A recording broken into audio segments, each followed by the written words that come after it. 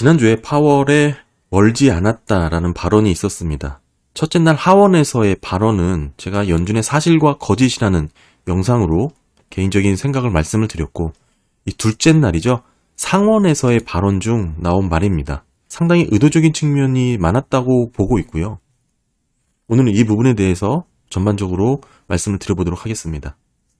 저희 마켓뷰는 아시겠지만 현재 고금리로 인해서 경기 하방 압력을 강하게 받고 있다, 이렇게 보고 있습니다.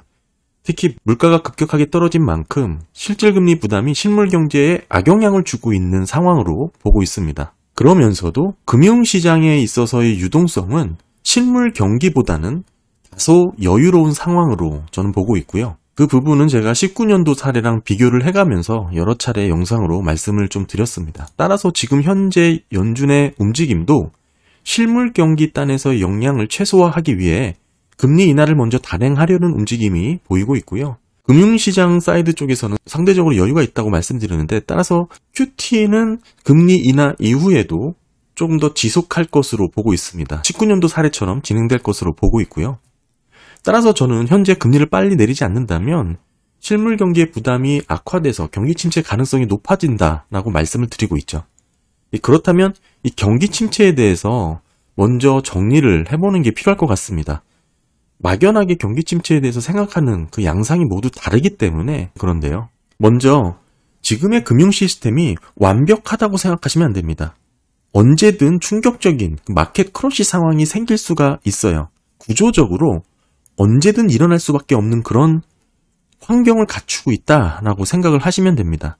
이 얘기가 뭐냐면, 한날 1시에 예금 인출이 일어나게 된다면 아무리 JP모건 대형은행이라고 하더라도 뱅크런이 일어날 수밖에 없습니다. 이게 금융 시스템의 한계예요. 이런 구조적인 한계를 이해하는 것부터 시작을 해야 되는데요. 저는 경기 침체를 말씀을 드릴 때 이해하기 쉽게 늘 이런 구조적인 한계에 대해서 먼저 언급을 합니다. 이런 불안정한 시스템 위에 계속해서 자산의 가치를 쌓아 올린 게 금융 시스템입니다. 그래서 경기 침체를 저는 비행기 사고로 설명을 드리는 게 제일 적절하다라는 생각을 늘 갖고 있습니다. 우리가 연착륙, 경착륙, 비행기가 착륙하는 것과 늘 비슷하게 표현을 하기 때문에 그렇죠.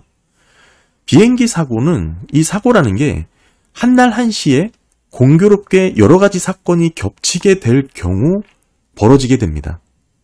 보통 한 가지 사건만으로는 생기지 않고요. 안개가 낀 날, 하필 돌풍이 불거나, 게다가 회항하지 못할 정도로 연료가 부족한 상황, 여기에 비행기 장비가 고장나 있는 등등, 여러 가지 이런 상황들이 겹치게 되는 경우가 있죠.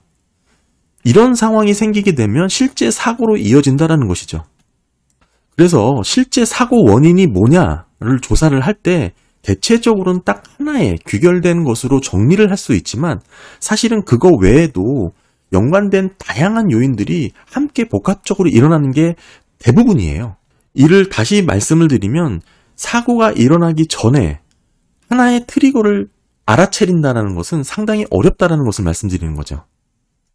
다양한 요인들이 겹쳐서 일어나는 게 사고라는 것을 생각하시는 게 좋고, 지나놓고 보면 08년도 사례만 하더라도 서브프라임이 문제였다라고 지금은 누구나 얘기할 수 있지만, 당시로 돌아가서 그 상황을 이해해보면 그 서브프라임 문제는 시장에 너무나 충분히 반영된 문제였습니다. 누구나 다 아는 문제는 문제가 아니라고 하죠. 그게 서브프라임이었어요. 전체 부동산 시장에서 서브프라임 비중이 너무 적었고, 이게 원인으로 금융위기가 올 것이라고 아무도 생각하지 못했습니다. 근데 사실 모든 사고는 매번 그런 식이에요. 충분히 그 위험을 감지했다면 미리 조치를 취했겠죠. 그런데 방심하는 사이에 사고처럼 다가오는 게 금융위기 경기 침체입니다. 이에 제가 19년도 연준이 QT를 진행하다 단기자금 시장에서의 발작 사태를 보고 결국 금리 인하로 방향을 선회하게 됐다라고 말씀을 드렸잖아요. 그 유명한 2019년 레포 시장의 발작 사태입니다. 이 발작 사태 이후에 단기자금 시장에 대해서 되게 관심도가 높아졌어요, 연준은. 이후에 보완된 정책이 있죠. 대표적인 게 상설 레포 기구입니다.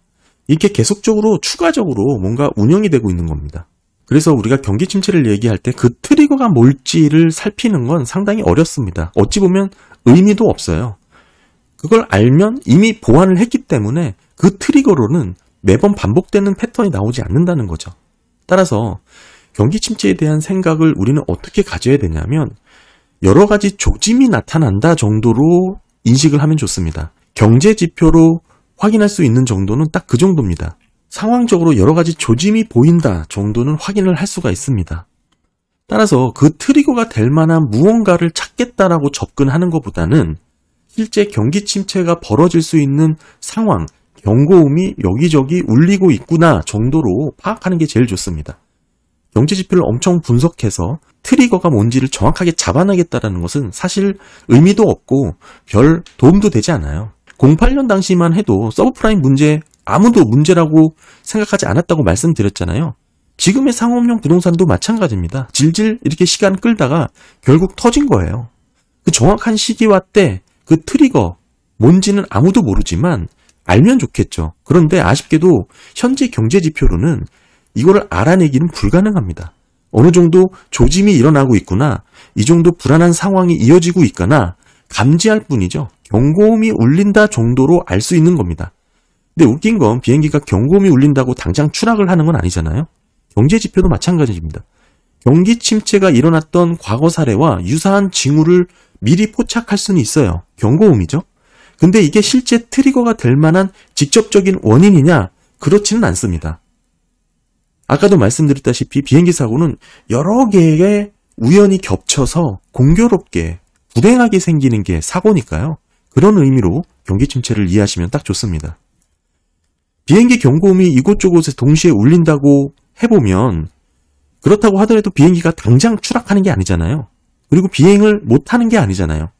경고음이 아무리 심하게 울려도 뭐 이런 케이스도 있겠죠. 조종사 실력이 너무 좋아서 활공을 쭉 하다가 동체 착륙으로 사고 없이 안전하게 랜딩을 할 수도 있는 겁니다. 가능성은 떨어지겠지만 따라서 경고음이 울리는 것과 실제 사고로 이어지는 것과는 다소간 간극이 있다. 이 얘기를 좀 말씀을 드리고 싶고, 내가 투자를 어떻게 하느냐에 따라서 이 경고음을 받아들이냐 안 받아들이냐, 뭐 트레이딩에 자신 있는 분들은 매번 투자를 짧게 하시잖아요. 굳이 이런 경제 지표, 경기 침체에 대해서 연연할 필요가 없으시겠죠. 하지만 길게 투자하시는 분들 같은 경우는 내가 여러 가지 환경적으로 지금은 과거 패턴과 유사한 조짐이 나타나고 있는 상황이니까 안전벨트를 매든 비중을 조절하든 다양한 착륙에 대비를 하든 여러 가지를 준비할 수 있는 상황이 되는 것이죠. 그 정도로 경기 침체의 시그널을 받아들이시는 게 제일 합리적이지 않을까 생각을 합니다. 따라서 현재 채권 투자를 함에 있어서도 첫 번째 경기 침체를 기대하면서 그 부분에 베팅을 하는 것은 바람직하지 않다라고 꾸준히 말씀을 드리고 있죠. 점차 경기 하방 압력이 세지고 있는 건 맞습니다. 다만 그렇기 때문에 저는 금리 인하에 따른 수익을 실현하겠다 이렇게 접근을 하는 것이지 오로지 경기 침체를 바라보고 그거에 대한 베팅을 하겠다라는 것은 조금 입장이 다르고요.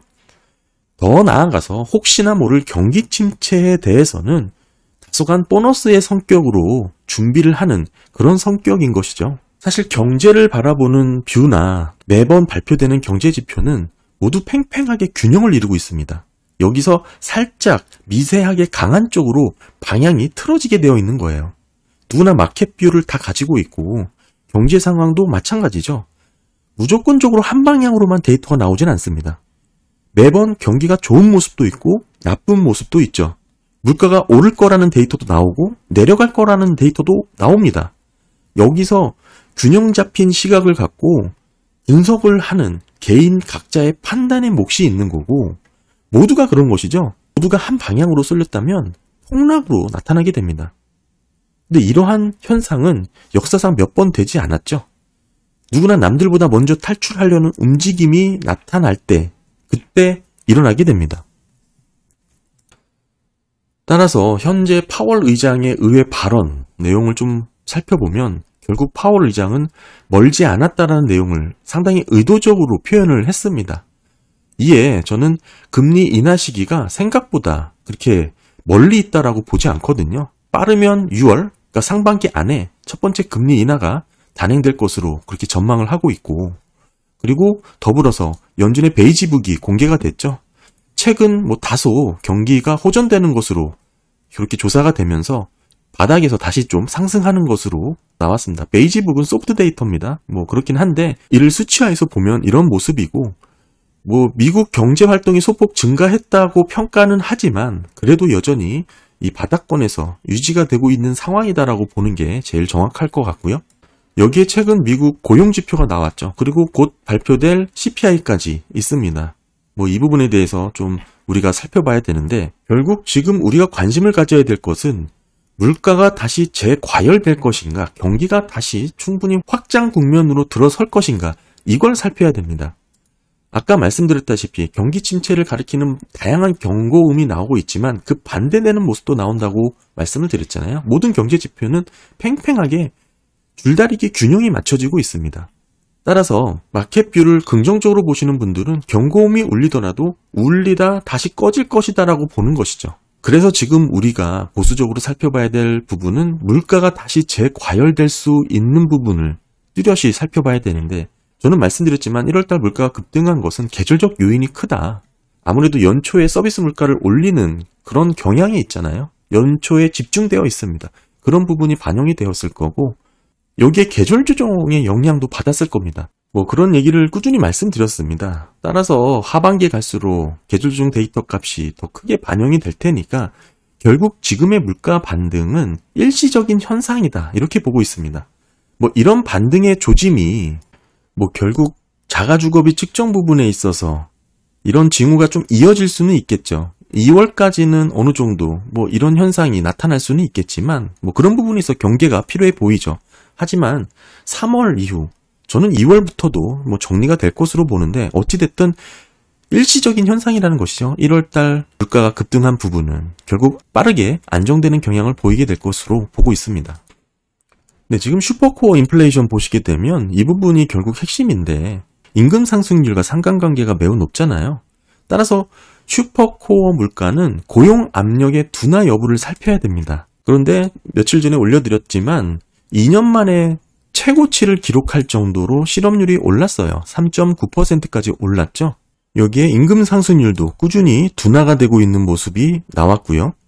평균 주당 노동시간도 계속해서 추세적으로 감소하고 있습니다. 전체적으로 고용이 둔화되고 있는 것은 분명하죠. 따라서 이 부분을 감안한다면 물가는, 특히 인건비와 밀접한 연관이 있는 슈퍼코어 물가는 점차 안정되는 흐름으로 이어질 것입니다. 물가에 있어서 결국 고용시장이 점진적으로 둔화 흐름에 있다는 것을 확인했다면 이는 추세적으로 계속 물가가 하락할 것이라고 보는 게 합리적입니다.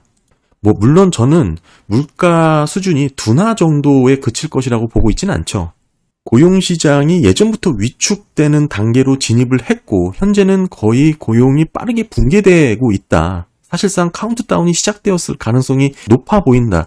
이런 얘기를 해드리고 있습니다. 한계 실업자도 늘었고, 그리고 영구 실업자도 빠르게 늘었습니다. 같은 모양이죠. 아까 말씀드린 주간 평균 노동시간도 계속해서 줄어들고 있고요. 풀타임이 급격하게 줄고 투잡 쓰리잡 빠르게 늘었습니다. 공식 지표상으로는 아직은 위험해 보이지 않는 데이터가 나오고 있죠. 보시면 그래도 27만 5천 개나 증가하는 것으로 집계를 했기 때문에 그렇습니다. 따라서 경기 침체에 당장 빠지는 거냐? 이건 알 수가 없죠. 분명한 건 현재 미국 경제가 다시 재가속할 정도는 아니라는 것은 분명하다는 겁니다. 그렇다면 이 물가가 현저히 둔화되고 있는 방향으로 흘러가고 있는 것만은 우리가 확인할 수 있다는 것이죠. 아주 높은 확률로 재확인이 계속되고 있는 겁니다. 물가만 보는 게 아니라 고용도 디테일하게 함께 살펴봐야 된다는 뜻입니다. 이런 추이를 놓고 보면은 3개월 뒤에 PC 코어는 대략 2%대 중반까지 떨어질 수 있을 것이다라고 보고 있습니다. 그리고 이 정도 수준이 되면 연준도 어느 정도 만족할 것이라고 저는 보고 있고요. 이게 금리를 내리는 근거로 작용을 할 것으로 저는 보고 있습니다. 특히 이번 파월의 발언에는 담긴 의도가 있는데 현재 긴축적인 통화정책 수준이 경기를 과도하게 위축시킬 수 있다는 것을 인지하고 말을 하기 시작했다는 것에 있어요. 이 부분이 상당히 큰 변화라고 보고 있고요. 그런 의미에서 뭐 제조업이 반등하는 거 아니야, 경기가 회복하는 확대 국면으로 들어서는 거 아니야라고 보신 분들이 많았지만 최근 PMI 데이터를 보면서 제가 아직은 아니라고, 오히려 경기가 빠르게 더 싣고 있다라고 말씀을 드렸잖아요. 사실 그런 부분은 이번 고용보고서에서도 재확인이 되었습니다. 많은 분들이 들여다보지 않은 부분이긴 한데 현재 2월달 비농업 부분의 고용자 수, 산업별 변화를 보시게 되면 이 제조업이죠. 제조업이 줄었습니다. 4,000명이나 더 줄었어요. 더불어서 이 도매 관련된 부분도 1,200명 줄었습니다. 감소를 했어요. 지금 1월달 이후 또 줄은 거거든요. 그러니까 전반적인 제조업과 도매업 관련된 산업 섹터는 지금 고용자 수의 변화가 두드러지게 감소하고 있는 것으로 확인할 수 있습니다. 이 말은 제조업 업황의 회복과는 거리가 있는 변화죠. 최근 고용의 변화를 놓고 봤을 때 이렇게 제조업 섹터의 산업 변화, 인력이 줄어들고 있고 도매도 마찬가지입니다. 따라서 제가 최근 PMI, ISM PMI를 말씀드리면서 언급했던 전망과 2월 고용 데이터도 역시나 일치하는 흐름이 나오고 있고요. 다만 그럼에도 물가 경계감을 유지할 필요는 있다라고 제가 말씀을 드렸잖아요. 저희 포트폴리오 구성 측면에서 전혀 대비하지 못한 이 재차 물가가 반등할 경우를 대비해서 지금 포트폴리오에서 비중을 확대하고 있는 두 개의 종목이 있다라고 말씀을 드렸었죠. 물가 경계감을 유지할 필요는 있습니다. 그래서 이 두 종목 지금도 담고 있고, 특별히 최근까지 좀 포트폴리오 변화를 말씀을 드리면 현재 TLTW죠. 커버드콜에 대한 비중은 대부분 정리를 했고, 말씀드린 부분으로 TMF 확대하고 정유주 비중 늘리는 것으로 지금 비중을 조절하고 있습니다. 사실상 TLTW는 대부분 다 정리를 했고요. 이 포트폴리오 구성에 있어서는 제가 보는 마켓뷰가 모든 전망이 틀렸을 때 이를 해지하기 위한 구성이라고 말씀을 드렸었고, 현 시점에서 물가 상승의 비중을 강하게 베팅하는 건 추천드리지 않습니다. 저는 목적이 다르죠. 물가 가격 하나만 보는 게 아니라, 특히 원유 가격 하나만 보는 게 아니라 저번에 말씀드렸다시피 중국의 회복 여부, 고용시장의 변화 등과 함께 살펴봐야 됩니다. 그렇게 놓고 봤을 때 물가 압력이 재차 이런 둔화 추세를 벗어나서 다시금 가열될 것이다, 이렇게 보기는 상당히 어렵죠. 현재 그런 조짐은 나타나고 있지 않습니다. 게다가 2월 서비스업 ISM PMI 보시면 고용지수가 50 미만으로 재차 하락을 했습니다. 이 사실 직전에 급락을 했던 경우가 있었죠. 서비스 PMI 고용지수가 상당히 떨어졌을 때가 있었습니다. 이때 시장이 깜짝 놀라서 반응을 했었는데 다음 달 빠르게 반등을 하면서 집계 오류 아니냐, 이런 얘기가 나왔고요. 사실 저는 집계 오류만으로 해석하기에는 좀 어렵다. 당시 S&P 글로벌의 이런 서베이 결과랑 비교를 하면서 지금 고용이 빠르게 위축되고 있는 부분을 언급을 드렸었는데, 그런 서비스업 고용지수가 이번 2월달 다시 재차 50 미만으로 떨어진 것이에요. 사실 50 미만으로 떨어지는 이런 서비스업 고용지수는 경기 침체가 아니면 잘 나타나지 않는 흐름입니다. 이에 주목을 해야 될 필요가 있고요. 제가 지금 말씀드리고 싶은 것은 경기 침체를 차치하더라도 분명하게 말씀드릴 수 있는 건 지금 이뤄지고 있는 전반적인 흐름이 추세적인 고용 수요의 둔화는 지속되고 있다. 이거를 재확인시켜주는 지표들이 많다라는 것이죠. 따라서 물가 부분에 있어서 재확산이 되거나 다시금 높아지는 그런 우려는 현격하게 떨어진다, 이렇게 봐야 됩니다. 특히 이제 서비스 가격 지수도 전월 대비 좀 큰 폭으로 하락했거든요. 이런 부분도 한 요인이 될 것입니다. 따라서 고용시장이 둔화되고 있고 서비스 물가 하락에 기인할 요인들이 상당히 많이 나오고 있습니다. 이런 상황에서 며칠 전 파월의 상원에서의 멀지 않았다라는 발언은 곧 금리 인하를 단행할 그런 환경을 갖추고 있다라고 해석을 해야 되고, 직접적인 언급이 있었습니다. 이 부분으로 정리를 해야 될 것 같은데, 기준금리가 중립금리를 훨씬 상회하고 있다라고 분명히 얘기를 했어요. 지금 최근에 랠리 서머스가 이제는 2.5가 아니라 4%대다, 엉뚱한 얘기를 해가지고 중립금리 관련해서도 다시 재차 여러 가지 우려의 목소리를 불러오고 있지만, 중요한 것은 파월 의장의 생각이죠. 통화 정책이 이미 꽤나 긴축적인 영역에 있다라고 평가를 한 것이고, 이런 부분이 멀지 않았다라는 발언과 주요 경제 지표들의 흐름을 놓고 봤을 때 금리 인하 그 시점 멀지 않았다. 저는 그렇게 보고 있고요.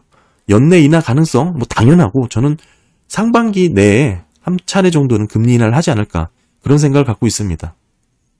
중립금리 얘기가 나와서 말씀드리지만 금리는 누누이 말씀드리죠. 인구 변화에 직접적인 영향을 제일 많이 받습니다. 지금까지 그래왔고 이 부분은 생산성도 마찬가지예요. 우리가 70년대 뭐 재차 물가가 급등할 그런 시기를 우려하지만 이때는 인구가 급증하면서 엄청나게 성장이 이루어지던 시기였습니다. 생산성 향상도 결국 이 인구 증가와 전혀 무관하지가 않거든요. 오히려 직접적인 연관이 있는 게 인구입니다. 70년대 인구가 빠르게 늘었잖아요. 그러면서 성장이 늘고 그러면서 구조적으로 물가가 올랐던 시기거든요. 그 이후로는 인구가 줄면서 생산성 향상도 떨어지고 물가도 떨어지고 금리도 떨어지는 흐름이 이어졌던 겁니다. 이 인구와 금리를 빼놓고는 사실 얘기가 안 돼요. 드리고 싶은 말씀은 지속적으로 인구가 감소하고 있는 지금 상황에서 이를 만회할 정도로 중립금리가 높아졌다라고 판단할 그런 결정적 근거는 없습니다. 오히려 파월은 전혀 반대의 얘기를 하고 있다는 거. 현재의 기준금리가 중립금리를 훨씬 상회하고 있고 꽤나 긴축적인 영역에서 실물 경기에 부담을 주고 있다라고 직접 얘기를 했다라는 부분이 더 의미 있게 받아들여야 되고요. 따라서 지금의 연준의 스탠스와 경제지표를 종합해서 말씀을 드리면 금리 인하 한 6월 정도 시작할 것으로 저는 개인적으로 생각을 합니다. 그리고 올해 말까지는 대략 뭐 한 75bp에서 100bp 정도 인하를 할 것으로 봅니다. 그러니까 25bp씩 내리면 한 3번이나 4번 정도가 되겠죠. 지금 전체적으로 한 3번 정도 내릴 것으로 보는 게 이제 시장 전망이고 크게 저도 뭐 거기서 벗어나지는 않는다. 뭐 그 정도만 내려도 크게 나쁘진 않은 상황이죠. 근데 지금까지 말씀드린 건 경기 침체가 없는 지금 같은 노멀한 상황에서의 금리 인하를 말씀을 드린 것이고 만약에 이렇게 됐을 때 10년 국채 수익률은 현재 4% 초반이잖아요. 여기서 연말까지 기준금리를 내린다고 봤을 때 한 3.5까지는 무난하게 하락할 것으로 보고 있습니다. 말씀드렸다시피 경기 침체가 없는 현재 수준이 노멀하게 유지되는 가운데 금리 인하만 했을 경우에 10년물 수익률을 말씀을 드린 거고요. 여기에 경기 침체라는 이벤트가 생기게 되면 더 크게 떨어지겠죠. 따라서 연준이라는 조종사가 지금 잘 착륙할지 뭐 여기저기 경고음이 울리고 있는 상황에서 지금 비행기를 잘 착륙하려고 준비를 하고 있는데 이게 과연 어느 정도로 성공하게 될지 뭐 지켜봐야 될 포인트가 될 것 같고요. 뭐 그나저나 채권 투자에 입장에서는 어차피 금리를 내려서 수익을 향유할 수가 있고 만에 하나 사고가 생겨 빅 이벤트가 생기게 된다면 더 큰 수익을 볼 수 있는 환경을 갖춘 유리한 위치라는 거 그런 부분에 있어서 우리가 투자하고 비중을 늘린다는 게 현명한 투자자 아닐까 저는 생각을 하고 있고요. 네, 오늘 상원에서 파월의 발언 멀지 않았다라는 내용 상당히 의미가 많이 담긴 단어라고 생각을 합니다. 발언이라고 생각을 합니다. 그와 관련된 내용을 정리해 봤습니다. 감사합니다.